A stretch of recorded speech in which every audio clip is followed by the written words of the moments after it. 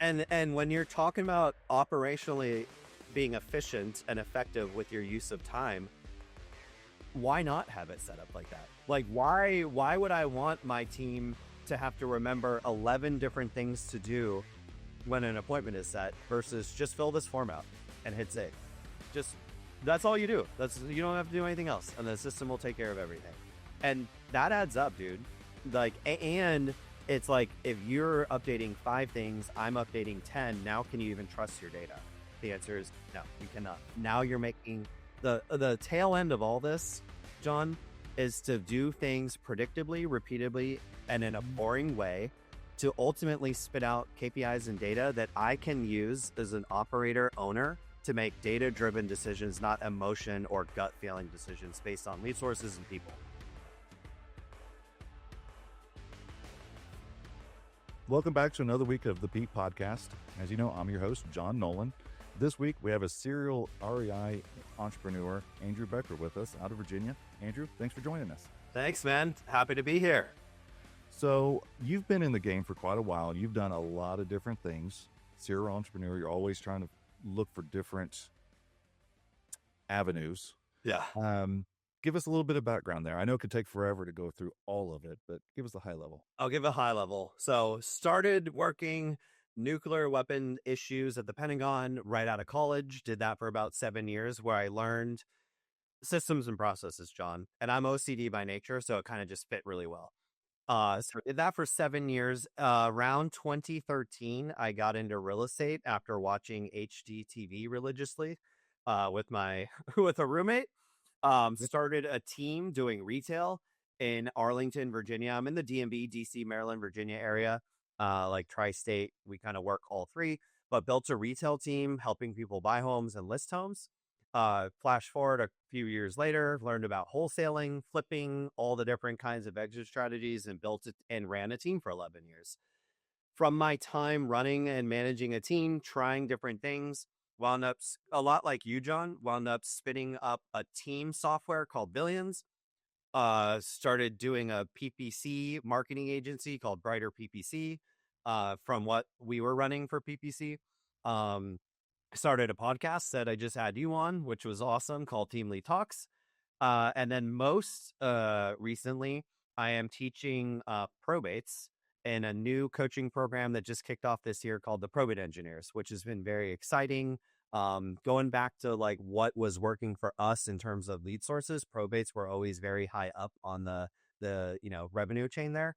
And now I'm kind of in my phase of my career in my life where I'm not in operations anymore. The team is still operating, but I don't do anything on it. And I'm in like my coaching, mentoring, helping others try to be successful phase of my life and my career. Nice. Now, I thought of a lot of questions there while you were saying that. I love the story.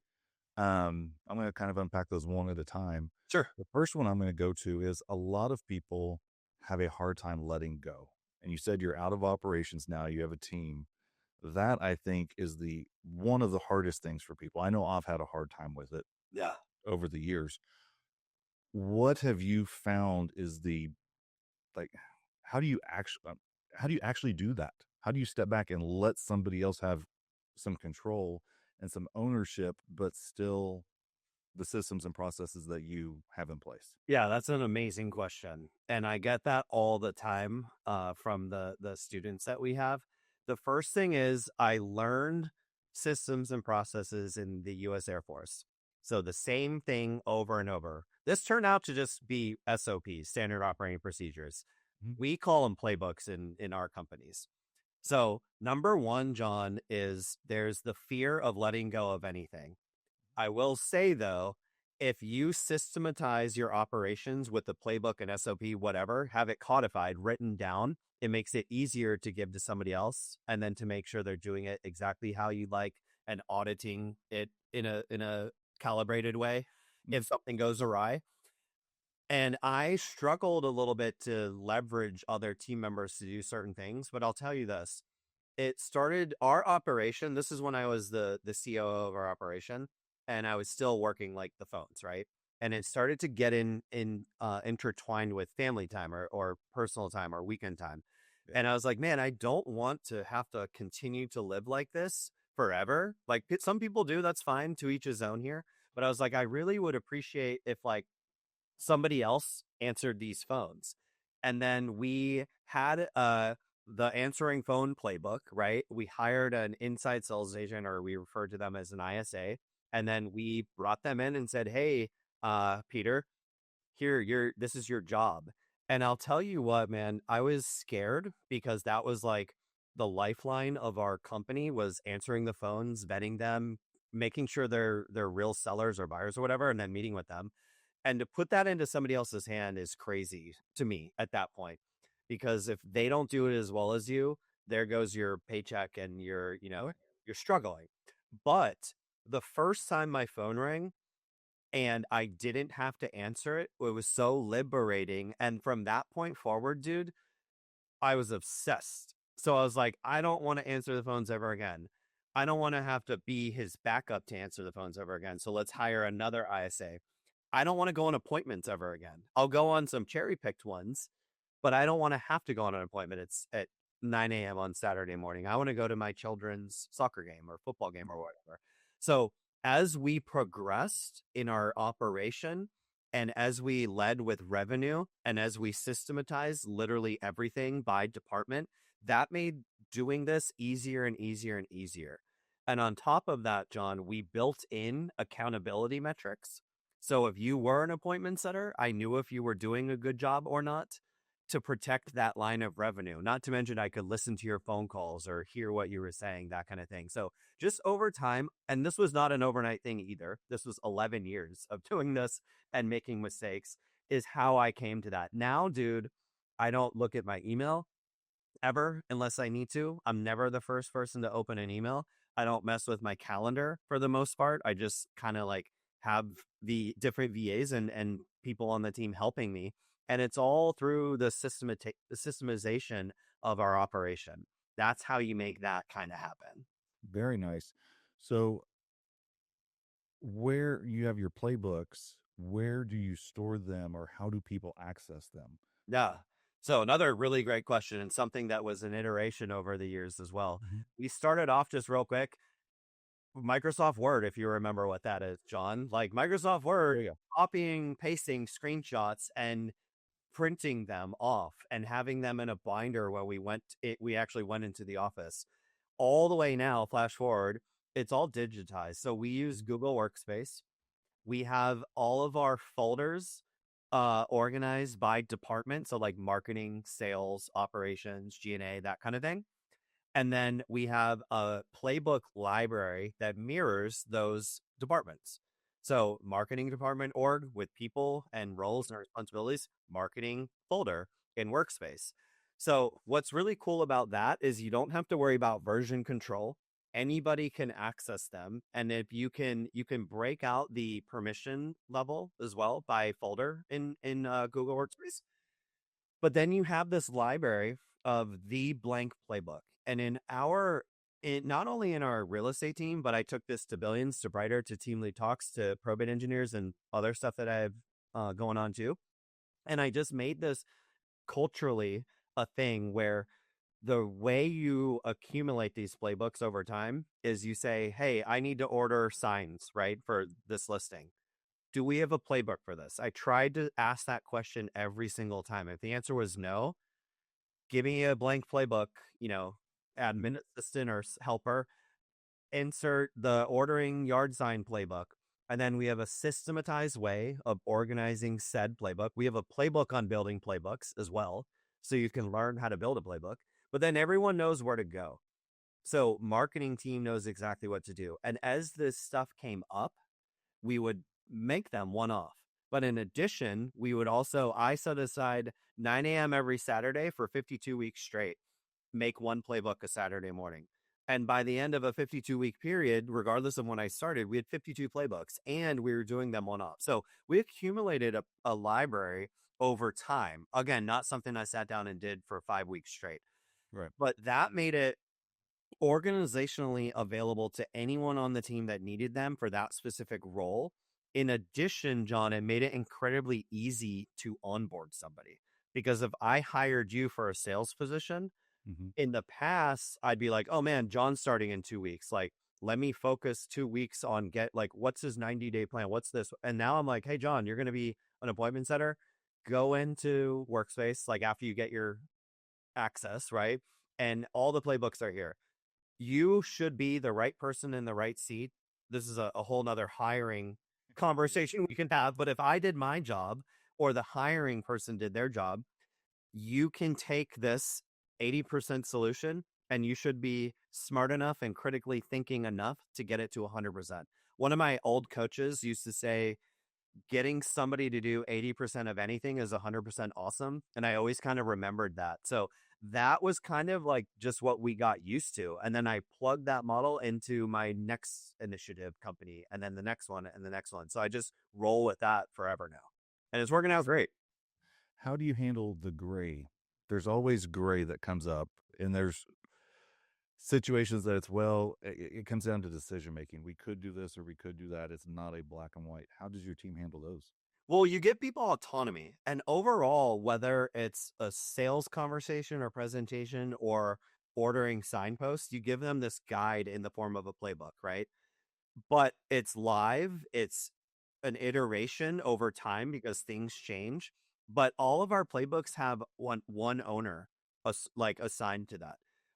So we said, hey, John, you're going to be appointment setting, but by all means, if you find a more efficient, effective manner to do it, don't hide it and keep it to yourself. Tell everyone, update the playbook. So then next time the next appointment setter goes in, they have the latest, greatest version of it. So we weren't like, it's this way or the highway. We were just like, here's a foundation level for appointment setting. Like, this is how you set an appointment in our CRM, for example. But this isn't set in stone. We always want to be operationally efficient and optimized. So we kind of allowed for that as we grew and expanded, and things changed anyways too. So naturally we had to make amendments to it. But certain things that we need accomplished, if the end result was getting an appointment in the CRM updated and the reports updated, the calendar updated, all that stuff, then that's great. And then when stuff went bad or wrong, we had a very easy, trackable way to audit what might have happened. So we were always constantly iteration. It wasn't just set it and forget it. It was set it up and then optimize it forever. That's where a lot of people get stuck, is they'll do it, and I've done this before. They set it and they forget it, and then nobody looks at it. Then finally, when you go back to look at it, it's outdated, Yeah. and it's like, well, okay. Well, here's another key concept that we implemented.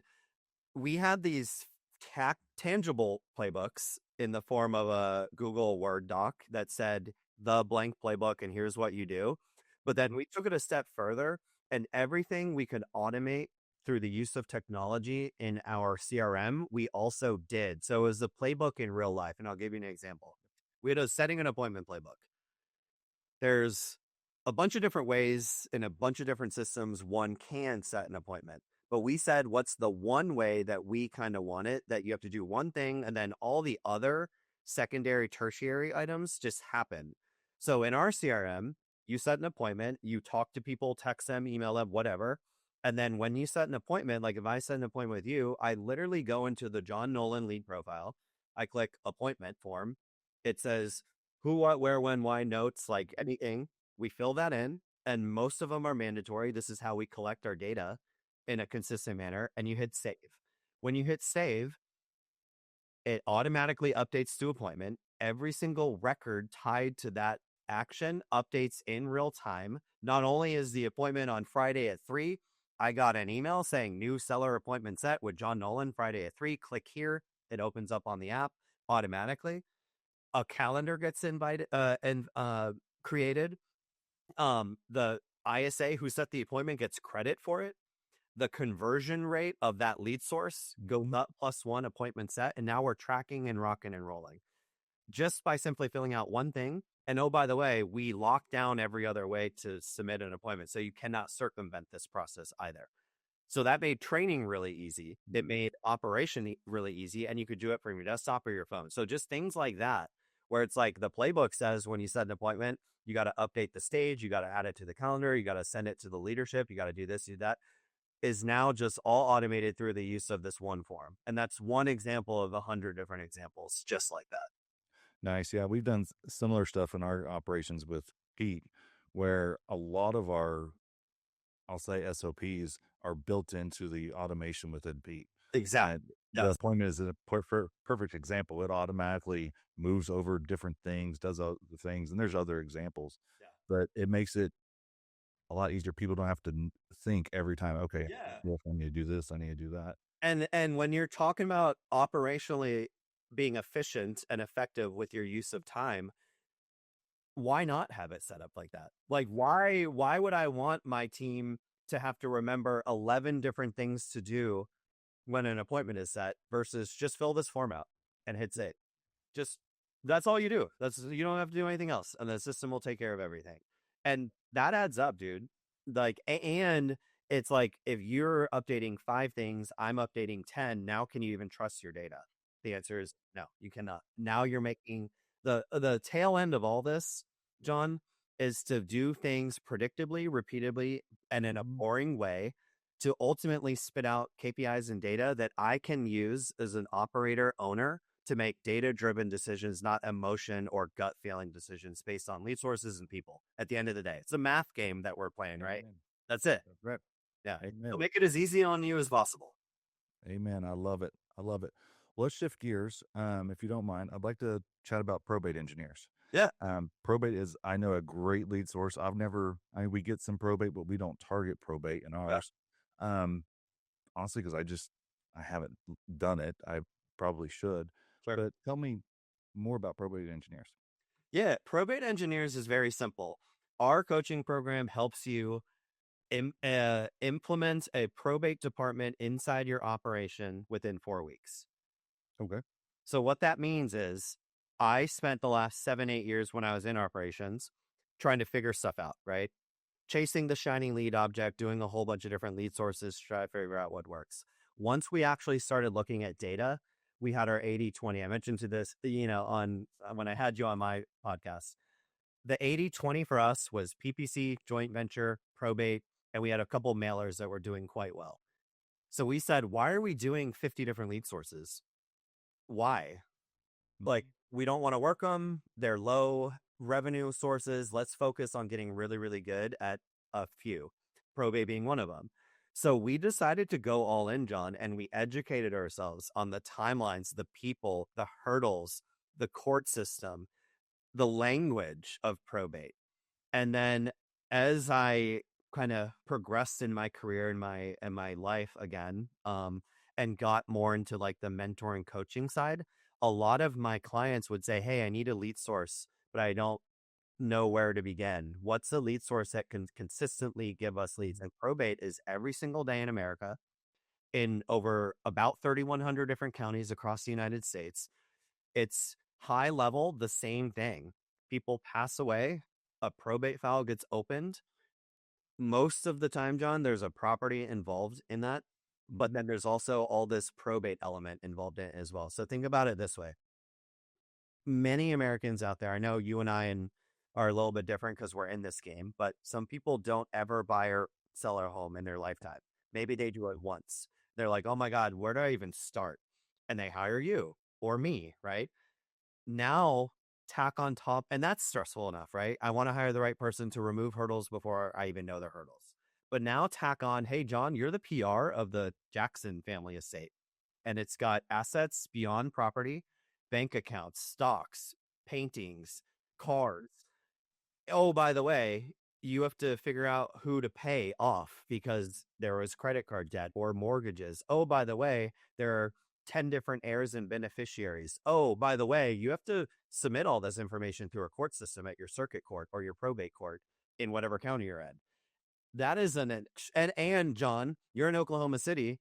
The property's in California that you're the PR for. So you're like, oh my gosh, I'm getting hit up by my brothers and sisters and uncles and aunts saying, hey, close this out. I want the money. Close this out. I want that. And that's incredibly chaotic and stressful. So what we teach in the probate engineers is to, number one, locate those records without having to purchase them from a list aggregator and wait on it. So go straight to the source, straight to the horse's mouth, figure that out, codify it, playbook it out, automate it if you can, like we talked about before. Mhm. So I own this never-ending printing lead source of probate files that these people really need help to accomplish what they need and close out, liquidate the property in the most cases, to pay off the debt, to distribute to everybody else. So what we do is we teach how to approach, not just from a, hey, John, I'll buy your house, I'll list your house, but hey, John, I realize you're going through probate. You're the PR at the Jackson Family Estate. I'm so sorry you're going through this. I actually work with people in your situation all the time. I'd like to help you expedite this process. So what might take 1 year, 2 years, or never might take 6 months, 3 months, 12 months. Like, probate's complicated, right? So it's not, you get a probate deal today and you're closing it in 2 weeks. No. Unless you catch them on the tail end. But we teach how to intervene and create that win-win scenario. It's a win for them because they're like, oh my gosh, I don't even know what to do. They're Googling, I'm the PR. What in the world do I need to do? And they're getting all this pressure to do it in a timely, efficient manner. But then they get a call or a piece of mail from me or any of my students doing this. It's like, hey, I'll help you. Here's a checklist where you can create a probate binder to help you get organized. They're like, wow. So we have a motto in the Probate Engineers: don't compete, separate. Be the 1% who specialize in this to create that win-win of expediting the sale of everything and helping them get through to close it. But in addition, there's a secondary thing that matters too. And that is, if I am a wholesaler, I'm a flipper, John, and I enter into a contract with you, it's in my best interest to not say, hey, John, I'll buy your house. Oh, cool. 250. We'll close whenever you're ready. Bye. Let me know when you're ready. And then that may never happen. So I'm a data guy, if you can tell. So we project and predict projected revenue. And if that happens to be probate, I'm not leaving it to chance. So I want to control all the controllables that I possibly can. So I will say, hey, John, are you working with an attorney? Do you need one? My attorney will review your file for free, work for you, and get paid on the back end. I also have this person and that person. And where are you with the letters? Did you do this? Can you legally sell? And I want to know what's happening. It makes them feel better about themselves too. But at the back end, as a secondary thing, I know that this property would maybe never have closed without this level of help. And now it's going to close in 8 months. And we repeat that and we codify and systematize that in one county. And then we take it to the adjacent county. Then we go to another county, right? Maybe we go statewide, but then we're running KPIs at the individual county level to know the numbers of how many records all the way through average number of deals and revenue per deal to project and predict the revenue inbound. And then we're aggregating that too at here's what probate's doing for us writ large across just the state of Virginia or just the state of Very nice. That's what we teach. Very nice. Very nice. And it's funny. I didn't realize it's not funny. It's ironic. People don't realize how complicated probate can be or how simple it can be if you know what you're doing. A lot of people, that we deal with don't even realize they have to go to probate because, well, there's a will. Yeah. There's a will, but probate verifies the will, and it's a whole process. So being there and being that trusted partner is a huge thing for them. Yeah. Well, go ahead and wrap up here. If somebody wants to get more info about anything you're doing or specifically about Probate Engineer, Sure. What's the best way to go about that? Yeah. I guess 2 ways. Number one, probateengineers.com. Number two, my handle across every single social media platform is I am Andrew Becker. And you can reach out. I'm on probably Instagram and Facebook the most, but if you're interested in anything, reach out. Would love to chat. Would love to talk. Awesome. We'll make sure that those details are in the show notes. But Andrew, it's been great having you on the podcast. A great conversation. We could go on for hours, I'm sure, but we'll go ahead and cut it here. I appreciate you coming on. Thank you so much for having me, John. I appreciate being on. Thanks. See everybody next week. Bye.